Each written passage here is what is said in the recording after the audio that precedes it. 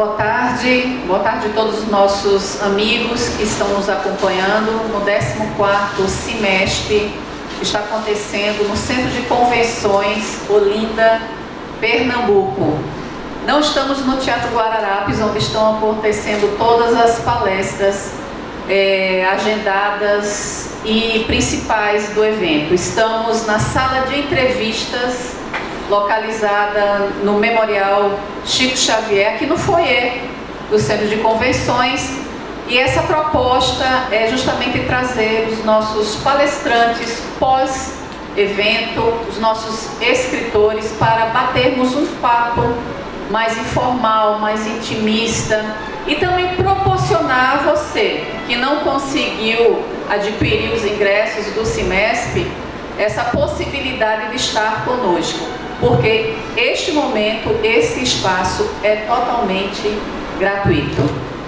E hoje estamos aqui com mais um amigo, escritor, mas eu não vou falar tudo sobre ele não. Vou deixar a minha companheira aqui, Paulo Shoa, que possa transcorrer e apresentá-lo a todos vocês, a toda a nossa audiência do Facebook, da página do CIMESP, da página do Memorial Chico Xavier também.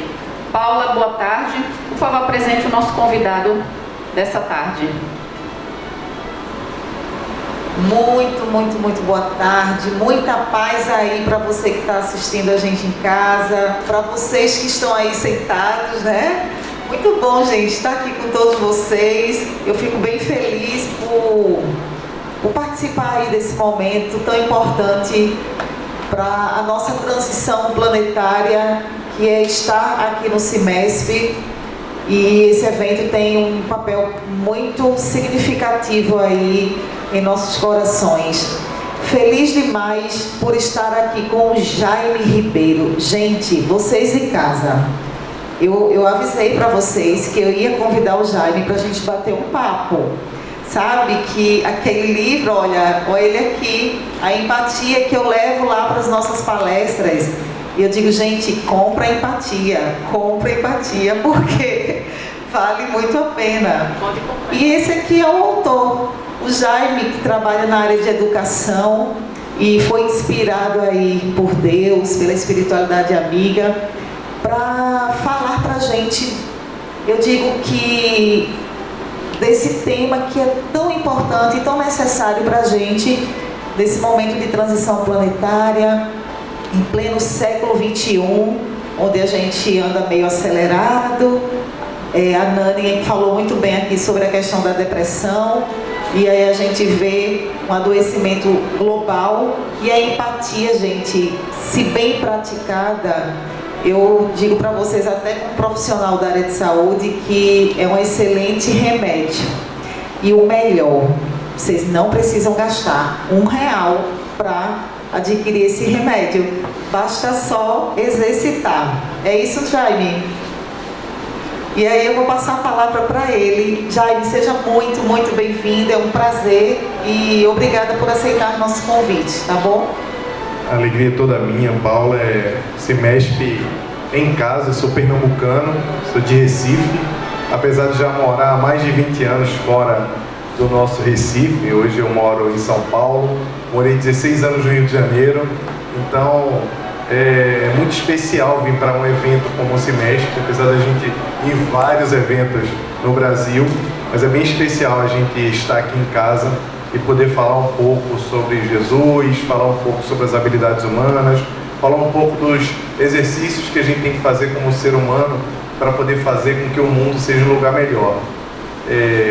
Eu vou falar brevemente para vocês separei alguns slides da minha apresentação toda, algumas das coisas eu vou mostrar amanhã para os jovens, para a gente poder integrar um pouco o tema empatia com o que a gente está vivendo hoje em dia, e ao mesmo tempo que a gente fale do livro, a gente consegue também falar sobre a vida, efetivamente, e não só falar da obra. Obviamente, quem quiser perguntar ou se a gente quiser aprofundar um pouco mais sobre qualquer coisa relacionada ao livro, vai ser uma alegria, porque eu adoro falar de empatia. Imagina dos livros que eu escrevi a respeito, né?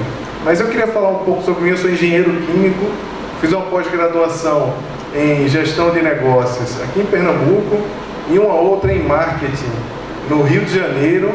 E isso é uma das coisas que fez com que eu fosse mais convidado para os programas lá no Sudeste, para TV, para podcast, para entrevistas, porque as pessoas têm um pouco de dificuldade de entender como é que um engenheiro, um executivo com pós-graduação em gestão e que fez marketing se interessava tanto pelas habilidades humanas. E essa é uma curiosidade muito grande que as pessoas têm. Obviamente, essa seria uma resposta muito simples se a gente estivesse falando dentro de um evento espírita. Porque eu falaria logo que eu sou espírita desde os 13 anos de idade e isso já seria respondido sem precisar conversar qualquer outra coisa a mais. Mas a grande verdade é que eu escrever empatia e começar a falar sobre esse tema, a Paula estava até conversando comigo sobre isso agora há pouco, eu fui tomado efetivamente de uma vontade de comunicar uma coisa muito séria para o mundo, que era a diminuição da empatia entre as pessoas, aos jovens, e o quanto isso estava afetando a nossa sociedade. Em especial para nós que estamos esperando a nova geração e acreditamos que esse período de transição planetária é um período tão especial que faz com que a gente se encha de esperança de que o mundo será um mundo de regeneração em breve. As coisas não conversam um pouco. Se a gente está melhorando, como é que a empatia está piorando e o narcisismo está aumentando? Depois que eu escrevi o livro, eu achei que era pouco, comecei a falar sobre isso, e depois comecei também um podcast chamado Humancast, vocês podem conferir aí nas principais plataformas, que é um aplicativo que valoriza as habilidades humanas em um mundo dominado pela tecnologia. É um convite a gente discutir sobre a humanidade no mundo dominado pela tecnologia.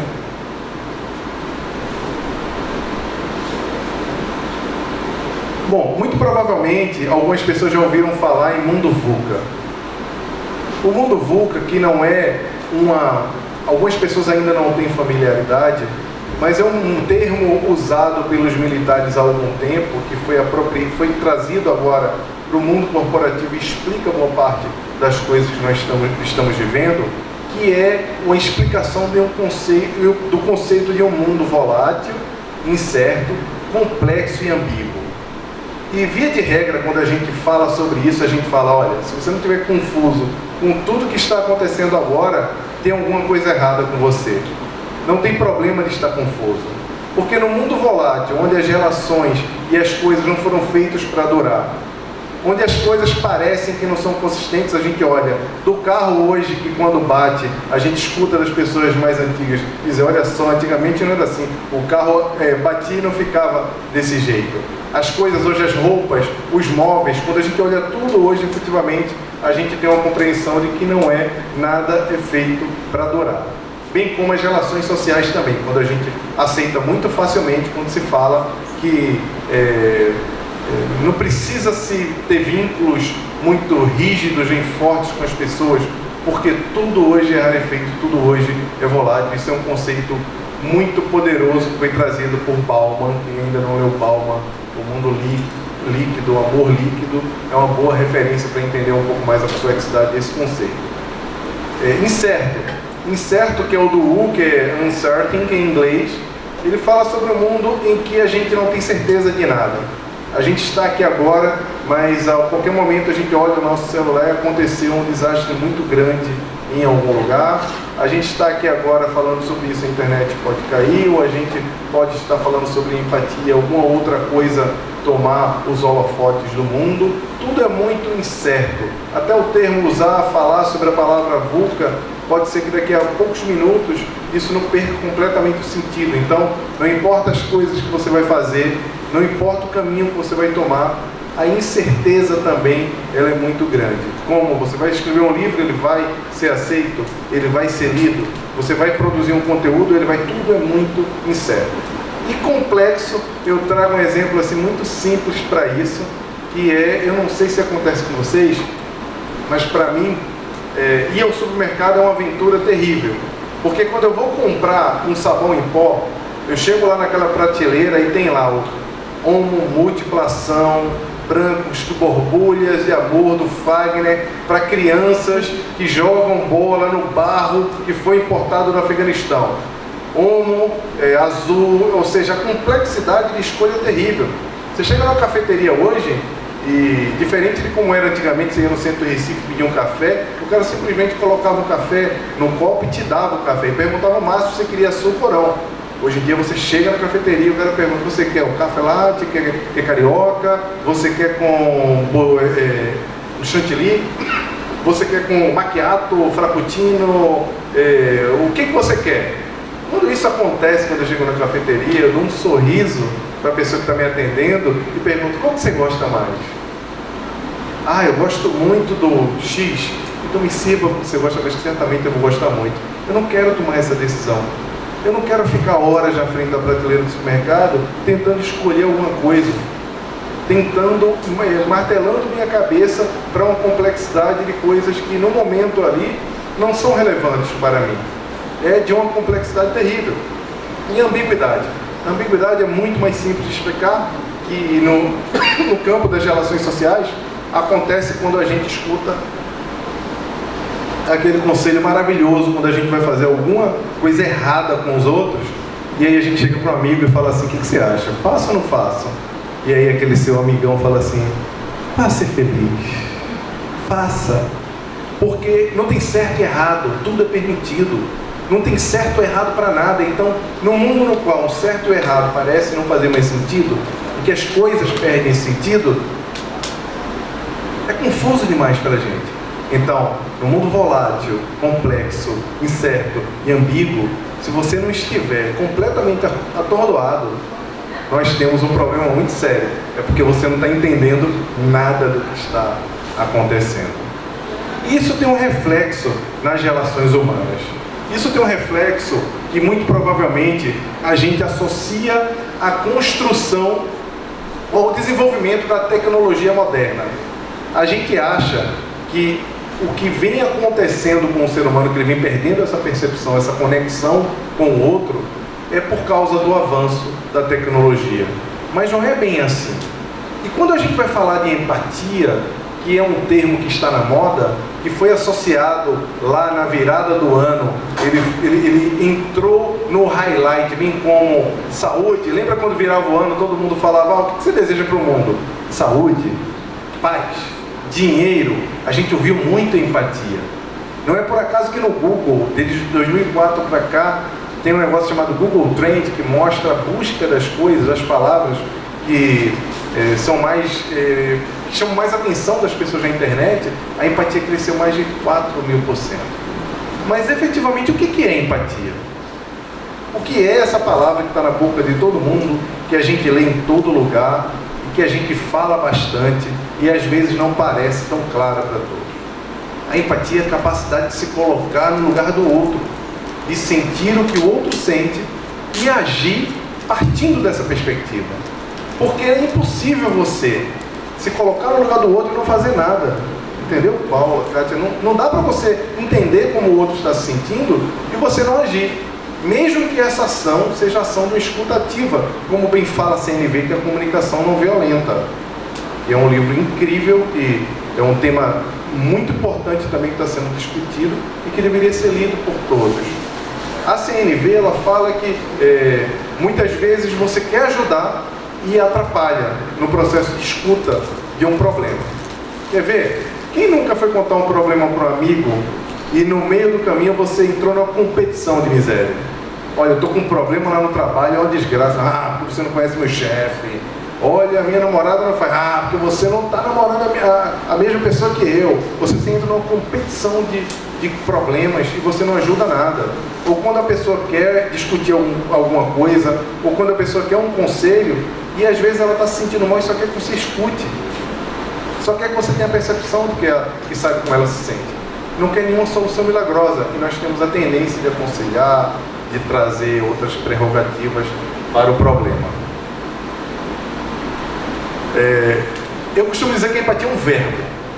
Não dá para você se colocar no lugar do outro e não fazer nada. Você precisa realmente agir para demonstrar empatia na sua vida. Vou dar esse slide aqui para... Tá. A empatia é uma palavra cristã que não está no Evangelho. Isso é um conceito que eu trouxe também na entrevista que eu dei à revista O Consolador. Porque a gente... Algumas vezes eu fui dar palestra em alguns centros sobre empatia e eu ouvi de alguns dirigentes, mas fale do Evangelho. Gente, parece uma coisa meio sem sentido, e de fato porque a vida de Jesus, os atos comuns da vida do Cristo, aqueles que a gente não se ateve na Kardec, na construção do Evangelho segundo o Espiritismo, são sobre empatia. Jesus o tempo todo, ele vivia empatia na pele, ele estava o tempo todo exercitando essa conexão com o outro. E se você quiser pensar na passagem da mulher lá à beira do lago, a mulher em Samaria, se você pensar que Jesus falava com mulheres e curava pessoas no sábado, e ele dizia que o mundo era igual e que o Pai enxergava todos igual, a própria possibilidade do Cristo falar em um Deus Pai de todo mundo já é uma construção do que deve ser a empatia. Só que como é uma palavra nova que foi criada no século XIX, ela não aparece lá no Evangelho, mas ela é vivida constantemente lá no Evangelho. Então a empatia é uma palavra cristã que não está escrita no Evangelho. Eu não vejo todo mundo, né? Porque eu olho por aqui. E uma das histórias muito interessantes sobre isso, que me inspiraram a escrever o livro Empatia, foi a história do Rafael. Talvez vocês tenham escutado já em algum momento, quem assistiu alguma palestra minha no YouTube já viu. Eu estava numa convenção de educadores e uma educadora muito respeitada, uma pessoa extremamente capacitada, me procurou porque tinha uma situação de bullying na escola dela, que é uma escola de classe média alta do Rio de Janeiro. Ela não sabia mais o que fazer para lidar com a turma que estava espalhando fake news na escola, falando que depois que as crianças descobriram que um dos seus colegas era um ex-morador de rua ou um garoto que vivia em situação de rua anteriormente e que tinha sido adotado pela família, que era uma criança adotada, quando eles descobriram que esse garoto era um garoto que vivia em situação de rua, começaram a espalhar na escola de que ele estava cometendo pequenos delitos. Começaram a espalhar de que ele estava cometendo furtos na escola. Então aquilo ali mudou toda a dinâmica daquele colégio, porque as crianças passaram a levar os pertences na hora do recreio e o garoto ficou extremamente incomodado com aquilo. Óbvio que as notícias chegaram para ele e ele estava afastado porque estava em depressão. O garoto estava pensando em se suicidar e ele era muito novo. E ele, o educador, não sabia mais o que fazer. Então ela me perguntou o que tinha que fazer. Olha que pergunta. Eu não sou educador, né? Apesar de eu trabalhar na área de educação, mas eu trabalho como executivo. A gente se considera todo mundo que trabalha com educação como educador. Mas o que eu poderia ensiná-la? Então, quando ela me narrou o caso, automaticamente eu lembrei de um livro que eu li na infância, chamado Tonico e Carniça, que é um livro da editora Vagalume, de uma coleção chamada Pra Gostar de Ler, muito famosa nos anos 80, e por favor, quem lembra, não precisa balançar a cabeça para mostrar a idade, porque a gente sabe que é bem antiga essa coleção, faz de conta assim que está ouvindo pela primeira vez que eu estou narrando esse fato, tá? Mas esse livro me impactou de uma maneira que toda vez que eu encontro hoje algum garoto engraxando sapato na rua, eu fico extremamente impactado. Porque a gente sabe que uma criança que vive na rua, trabalhando, ela se submete a todo tipo de violência que é capaz de acabar com a infância dela. Então, eu passei esse livro para ela como sugestão, uma leitura coletiva. Ela aceitou o convite, não tinha o que fazer mais, colocou o livro lá com a roda de leitura, mas eu deixei uma recomendação. Quando você acabar o livro, você faz uma interação com os alunos chamada inversão, que é você faz com que eles se coloquem no lugar da criança lá do Tonico e Carniça, para você entender, eles vão entender, compreender como é que é tão difícil para eles estar numa situação dessa. Então, algumas semanas depois, meu telefone toca assim um pouco cedo, era essa amiga educadora que estava aos berros no telefone. Jaime! O que foi? Eu acabo de ter a experiência mais incrível e emocionante da minha vida como educadora. E eu preciso te contar, preciso você vir aqui. Aí eu falei, eu não posso ir, eu estou trabalhando. Ela falou, mas quando você puder vir logo aqui que eu preciso te mostrar uma coisa. Então eu fui lá na escola alguns dias depois. E chegando lá, eu cheguei na hora do recreio, aquela confusão toda, várias crianças estavam lá, alguns jogando bola, outros comendo, outros no celular, é claro. E eu vi um painel colorido enorme lá naquela hora de convivência, e eu me dirigi ao painel. Quando eu me dirigi ao painel, eu vi que realmente era muito bonito, muito colorido. Ela me pegou pela mão e me disse, não vai lá agora, eu preciso te falar uma coisa. E quando a gente chegou numa sala, ela falou, olha, o que aconteceu foi o seguinte, resumo. Eu passei a leitura para a turma, depois fizemos o exercício, e depois que a gente fez o exercício, e na hora que a gente estava fazendo lá a inversão, no meio da atividade uma garotinha levantou a mão e falou, eu tenho uma coisa para falar sobre o Rafael, que era o nome do garoto. No dia que eu faltei a aula, era Páscoa, e eu estava em casa preocupada porque eu ia perder o ovinho da Páscoa que vocês estavam dando.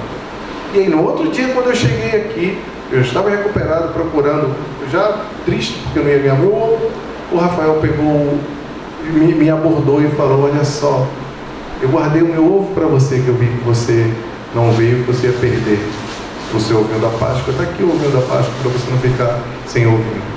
E aí nessa mesma hora, outra criança levantou a mão e falou, eu também queria falar alguma coisa. No dia que eu caí jogando bola, eu quebrei o braço. Quando eu quebrei o braço, todo mundo ficou rindo, e aquilo foi uma fotografia na minha cabeça, as pessoas todas rindo, e eu com muita dor no braço, não sabia o que estava acontecendo, e o Rafael me pegou no chão, me levantou e falou no meu ouvido, vai ficar tudo bem, vamos lá para a coordenação. Naquele momento, várias crianças começaram a se manifestar e falar coisas bacanas que o garoto tinha feito com os colegas. E aí todo mundo decidiu escrever. E na hora que eles escreveram, eles colocaram em post-it e criaram um memorial, um mural da empatia na escola. Aquilo mudou toda a dinâmica da turma. Todo mundo compreendeu, por meio de uma leitura, que podia exercitar e se exercitar e colocar-se no lugar do outro. Então, quando eu fui lá no mural, por fim, eu vi aquele mural, mais da metade das mensagens eram para o garoto chamado Rafael. Naquele momento, eu decidi que eu precisava falar sobre empatia. Eu decidi que eu precisava estudar um pouco mais sobre isso. Porque, além de ver esse tipo de situação com crianças que esperavam que era uma nova ordem de espíritos que estavam chegando na humanidade, não combina muito. Como assim estão chegando os espíritos que vão fazer a transição planetária e as crianças estão agindo desse jeito? Eu não conversava na minha cabeça como espírita. E eu fui estudar. Quando eu fui estudar... Agora vai. Quando eu fui estudar, eu descobri uma coisa terrível. Eu descobri que as crianças estavam perdendo empatia. Estavam perdendo a empatia. Nos dias de hoje, é 40% menor do que há 30 anos atrás. E essas mesmas pesquisas que foram feitas pela Universidade de Michigan apontavam que as crianças de hoje são 58% mais narcisistas do que as crianças de 30 anos atrás. Então, é bombástico. Menos empatia, mais narcisismo. E aí a gente se pergunta, voltando um pouco, no mundo onde a gente estava falando daquela complexidade, no mundo onde parece que a transição planetária vem acontecendo de uma forma que a gente não entende direito, o que vai fazer com que a gente atravesse esse mundo VUCA, esse mundo em transição, de uma forma sóbria, sem se afetar? A resposta está na fé. Quando eu cheguei à conclusão desse conceito, eu liguei para o Luiz e para o Rossandro. Eu lembro muito bem nesse dia, no dia de manhã, eu estava no trabalho, o Luiz, o meu editor, meu amigo, que está aqui presente, inclusive, o Luiz Segusa, e eu falei, olha, eu acabei de chegar à conclusão de o que é a saída do mundo VUCA. O mundo não está perdido. A gente não vai ficar todo mundo louco e atordoado num mundo em transformação constante, com a volatilidade enorme e com a complexidade que a gente não consegue dar conta, que é muito mais difícil do que antigamente.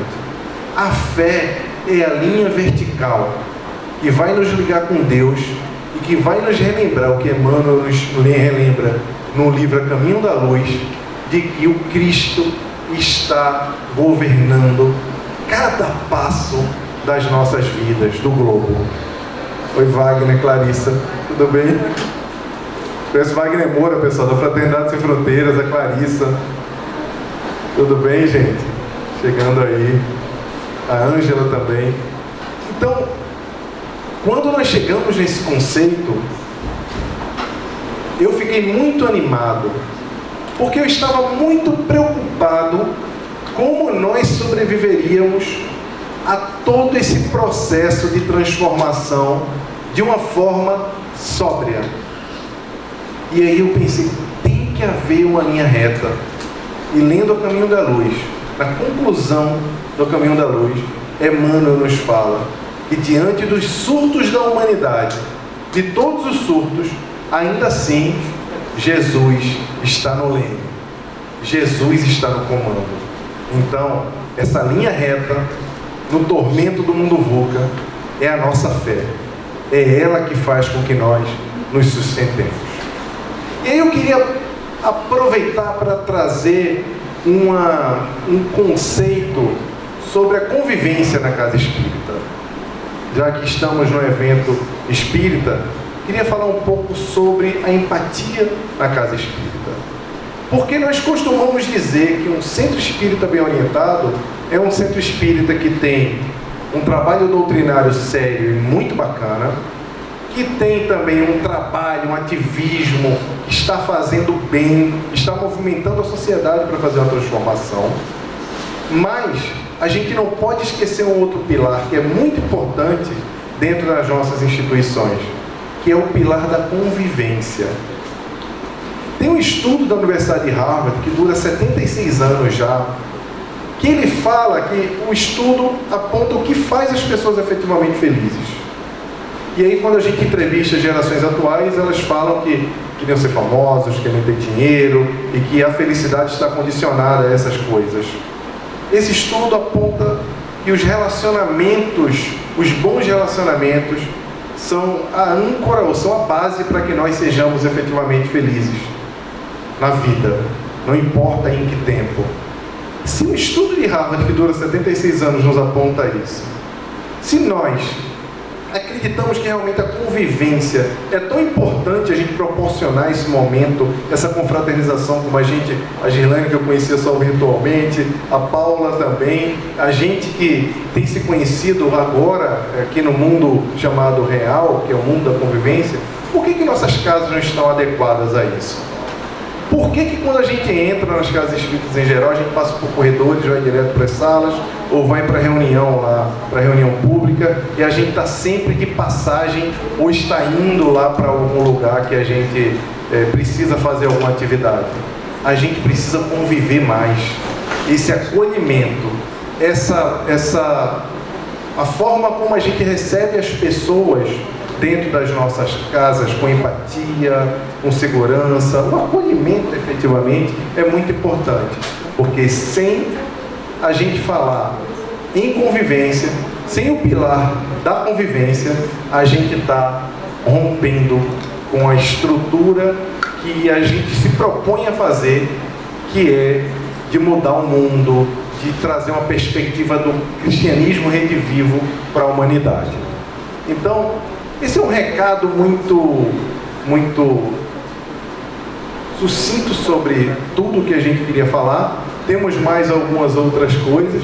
Isso aqui é só um teaser de tudo do mundo VUCA, da empatia, das transformações, dos períodos e ciclos do espiritismo também, que a gente pode trazer depois e aprofundar. Tá?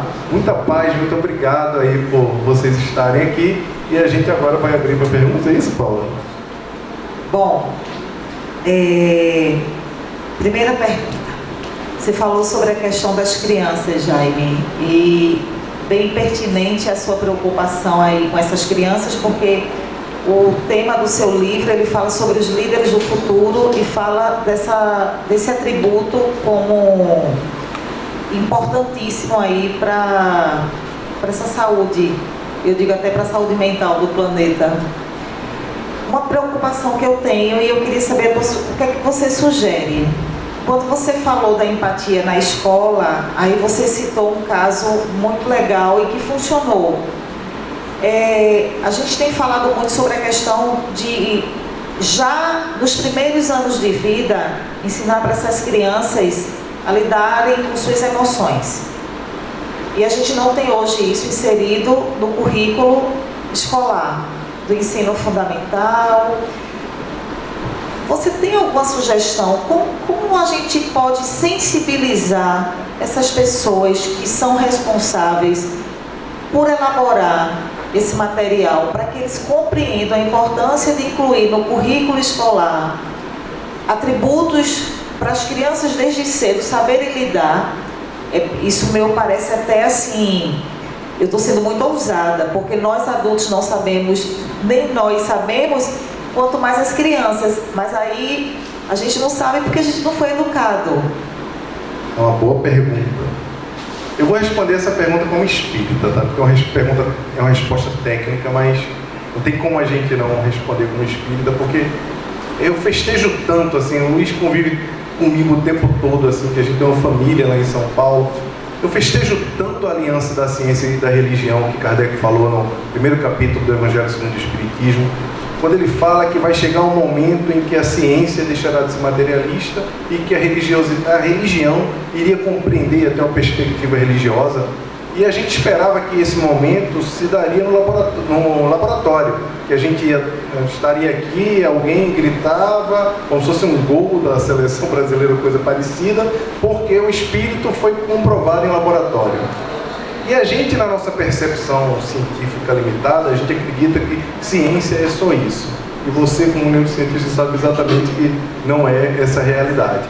O campo, essa aliança da ciência e da religião, está se dando agora com a junção de todas as crenças que a gente tem com a neurociência, com a psicologia, com a sociologia, com tanta coisa. Por quê? E eu vou fazer o link com essa tua pergunta. Hoje, o Fórum Econômico Global já aponta duas habilidades como das 7 principais habilidades de empregabilidade em 2020.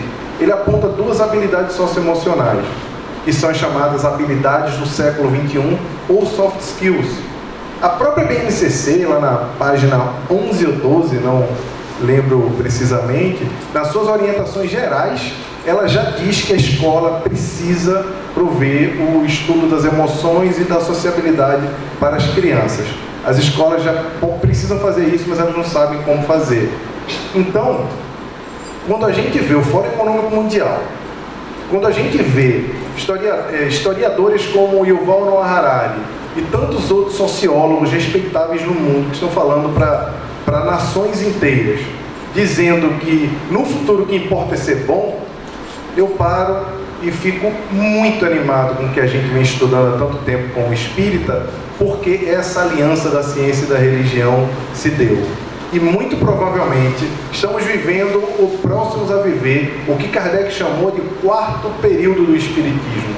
5º período do Espiritismo, me desculpem, que é o período intermediário, que ele dizia que precederia, que seria logo, sucederia o período da religiosidade, apesar da religiosidade continuar permeando todos os períodos, obviamente, mas ele falava que nesse período de transição, esse período de transição que seria o sucessor da religiosidade, eu acredito que é esse período da psicologia, do entendimento do homem integral. E quando a gente agora, cientificamente, vai para a rua e fala, olha, não importa o que você aprendeu. Hoje pouco importa você ensinar matemática às crianças, avançada, coding ou várias outras coisas que a gente tem como moda. Por quê? Daqui a 5 anos, mais da metade das nossas atividades vão ser executadas por máquinas e pela inteligência artificial. Então, quando os robôs assumirem, que é um pouco do último capítulo do livro que a gente fala também, quando os robôs assumirem as nossas atividades, quando a inteligência artificial dominar boa parte da nossa rotina, o que vai importar efetivamente? Se até para programar a máquina vai fazer melhor que a gente. O que vai importar é que nós sejamos boas pessoas, que a gente saiba lidar com o outro. Porque imagina só o caos que não vai acontecer se tudo que nos trouxe até aqui foi a nossa capacidade de se conectar, como nenhuma outra espécie conseguiu se conectar até então. Então a gente se conecta, obviamente, por meio de uma série de ficções, como dinheiro, como Estado e etc., mas a gente se conecta por conta dos nossos neurônios espelhos, por conta dessa socialidade, que nós somos animais sociais. Então, no futuro, quando não importar mais as coisas que a gente sabe, não importar mais as coisas básicas que a gente está aprendendo, inclusive habilidades matemáticas e profissões que nem existem, se preparar para profissões que nem existem ainda, que existem hoje não vão existir mais, o que vai importar é que sejamos boas pessoas. E é isso que a gente precisa ensinar às crianças, por isso que as escolas hoje estão se preparando para ensinar educação socioemocional para todo mundo. E para mim isso é a aliança da ciência e da religião. É a gente dizendo que ser bom é bom. Muito bom. E você que está nos assistindo aí através do Facebook, das redes sociais do CIMESP, da página do Memorial Chico Xavier, faça também sua pergunta para o Jaime. Ele está aqui, daqui a pouco ele tem uns compromissos também aqui agendados com o nosso evento, mas ele vai responder. Enquanto isso, Jaime, quero lhe fazer uma pergunta também. Mundo VUCA. Você nos trouxe a terapêutica da fé para o mundo VUCA. Nós vivemos num país onde há uma infinidade de religiões, onde o ser humano se expressa muito com sua fé, com sua busca do alcance dos seus objetivos pela fé. Por que o mundo VUCA persiste? Aonde está essa terapêutica efetiva? A fé realmente, ela se faz ou ela é algo ainda a ser alcançada? A fé existe desde que nós éramos humanos primitivos, ela é inerente ao ser humano, ela está no nosso princípio. O mundo VUCA e toda essa confusão que está se dando por conta da tecnologia, da complexidade, da volatilidade, da incerteza, da complexidade, da ambiguidade, ele não tem volta. Tudo que está acontecendo agora, não adianta a gente se agarrar, como a gente tem uma mania de se agarrar ao tradicional, ao tijolo, ao que não é volátil, achando que as tradições vão nos fazer reviver um mundo melhor.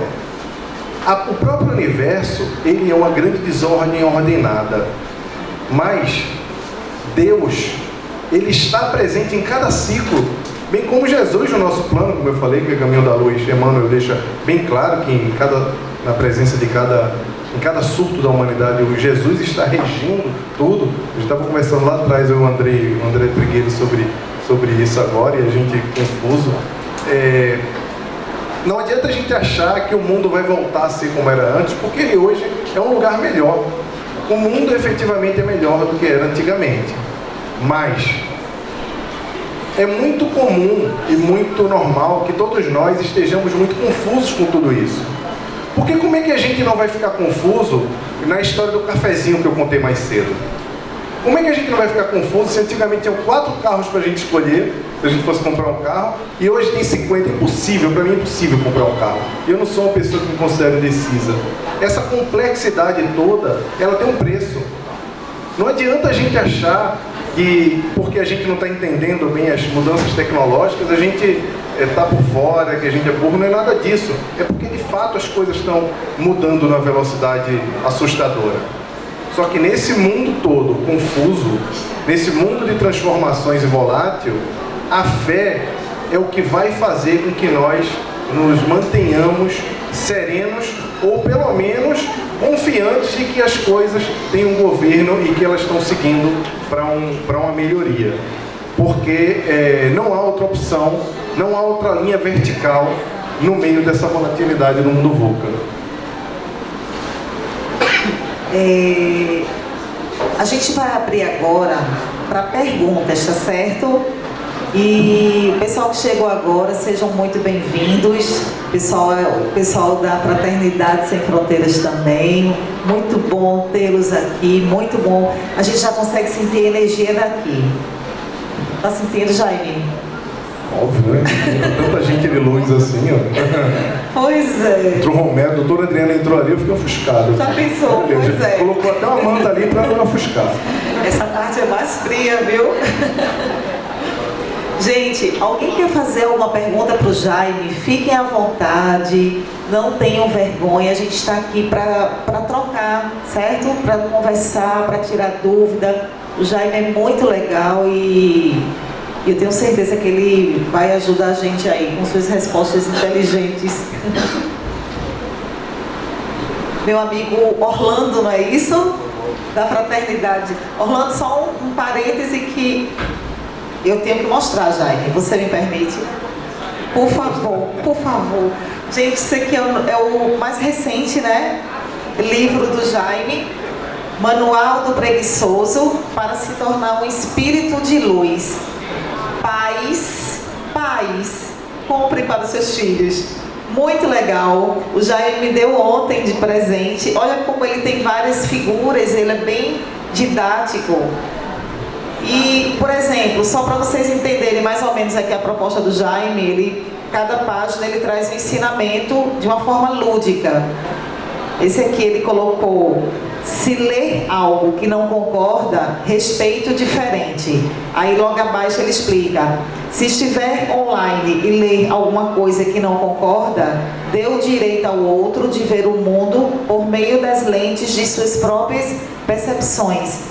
Esse é um dever para se caminhar até a luz. Bem legal. Então, Jaime está à venda ali no espaço. Esse livro, é um livretinho, na verdade. Ele foi inspirado num documento da ONU, que é para ajudar as pessoas preguiçosas a mudar o mundo. E aí, no ano passado, quando eu fui convidado para vir para cá para o semestre para falar para os jovens, eu falei, eu estava brincando com o Luiz, eu vou fazer um manual para ajudar os jovens a se tornarem espíritos de luz praticando no sofá. Praticando com muita preguiça mesmo. E aí surgiu o Manual do Preguiçoso para se tornar um espírito de luz, e a gente fez com muito carinho, especial aqui para os jovens do semestre. E a ideia é trazer uma visibilidade, como se fosse uma rede social, uma timeline, e a gente tem a escala 1, igual a escala dos espíritos. Escala 1, que é o anjo de sofá. Aí tem várias dicas do que você pode fazer lá do sofá. Depois tem a escala 2, que é o guia espiritual do lar, que são coisas que você pode fazer dentro de casa para melhorar o ambiente da sua casa. E a escala 3, que é o criador de coincidências da vizinhança, que é a pessoa que vai impactando, vai mudando o mundo. E aí fala de tudo, fala em não desperdiçar comida, fala em fazer crossfit com a vassoura. Alguém faz crossfit aí? Então tem filho? Pega uma vassoura e faz o crossfit. Olha, é uma maravilha limpar a casa fazendo crossfit. A primeira pergunta. Orlando, Jaime e Olinda.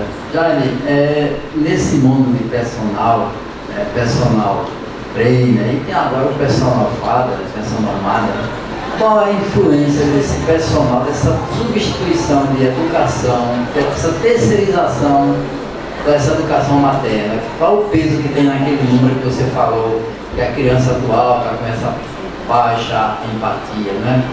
Teria uma influência essa substituição da criança já com um ano, já está terceirizando, já está num internadozinho, já passava 12 horas, né? E as mães só pegam o final do dia. Teria uma influência nessa queda de empatia? Olha, Orlando, não necessariamente com os números da perda da empatia, porque isso vem acontecendo ao longo dos últimos 30 anos. Houve um movimento quando a TV apareceu, criou-se um pandemônio nas famílias. Como assim a gente agora não vai mais conversar, a gente vai ver TV? A TV foi para a sala. Depois a TV foi para o quarto. E aí todo mundo protesta. Como assim? Não, todo mundo tem que ficar na sala vendo TV, é um absurdo. Cada um no seu quarto vendo a TV sozinho.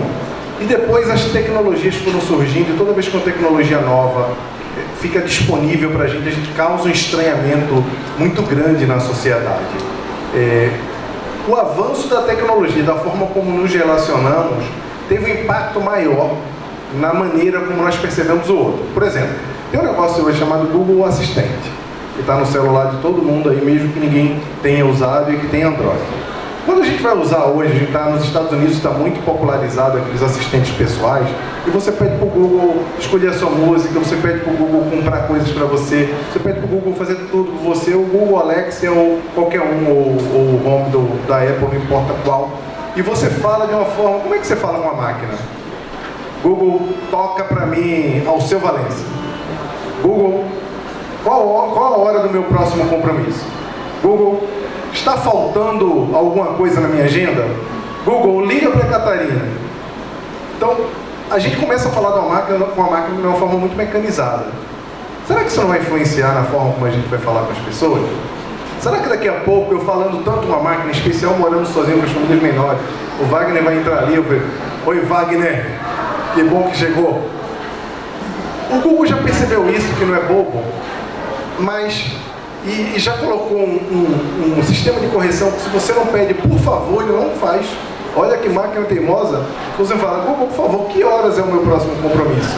Ele não responde, você pode ativar esse modo. Ele fez isso para ajudar na educação das crianças.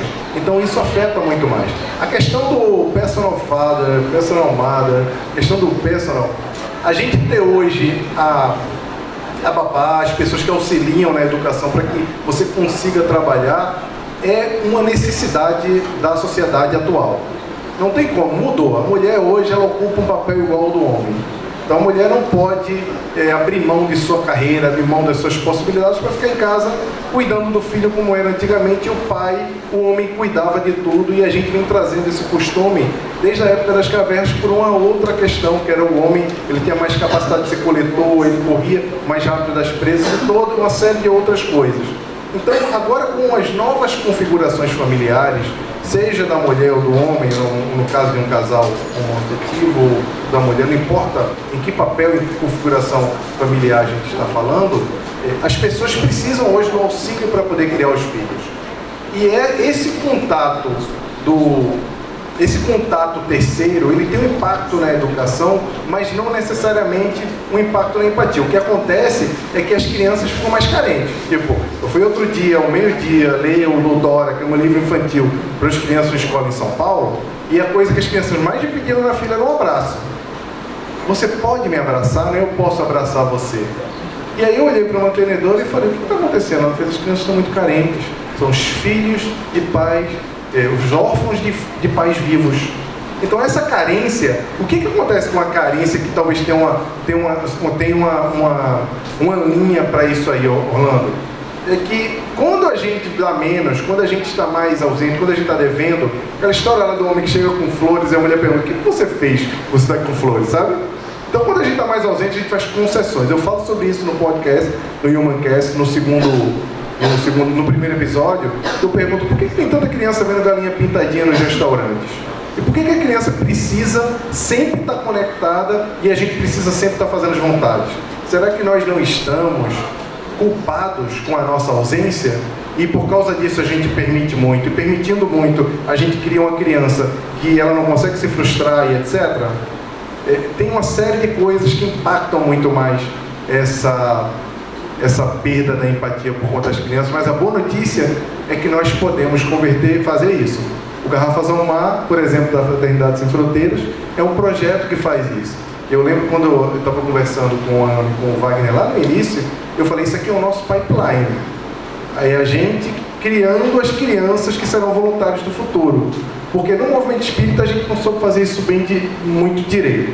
Você vê a geração Y, a geração X, que é a minha geração, depois veio a geração Y, que são os millennials, que já estão completando quase 40 anos, você vê uma ausência dos millennials dentro do movimento espírita, apesar de ser a doutrina e a religião que tem o maior fit com a proposta de impacto social que os millennials têm em sua estrutura como geração. Então nós, os X e os Baby Boomers, que são as gerações anteriores, falhamos em passar, em preparar os nossos sucessores, porque passamos muito tempo falando que o jovem era importante e não dando o papel que o jovem precisava ter nas nossas instituições espíritas. E agora a gente está vendo o movimento espírita, a gente vê as pesquisas e vê as coisas como estão acontecendo hoje, a gente vê o semestre, por exemplo, você vê a média de idade é um pouco maior, o jovem ele não tem tanta aderência. E a nossa esperança é a próxima geração, que é a geração Z, que é os pós-milênios, e esses sim são mais compromissados, e a gente tem uma obrigação enorme de fazer e desenvolver a fraternidade, a empatia, as habilidades do século XXI nessas crianças, para que elas nos sucedam no movimento espírita e nos sucedam também nas nossas obras assistenciais. Nós temos o dever de ensinar essas habilidades humanas para as crianças. Jaime, nossa gratidão plena por esses minutos que passamos juntos. Obrigada pela audiência que está nos acompanhando pelos canais Facebook, CIMESP e a página do Memorial Chico Xavier Rádio e TV Web. Jaime vai correr agora para o CIMESP Jovem. A gente já está aqui na sala com o Rafael Lavarini, que também tem um novo compromisso lá no Teatro Guararapes. Daqui a pouco a gente volta. Até uma próxima oportunidade. Muito obrigado, pessoal.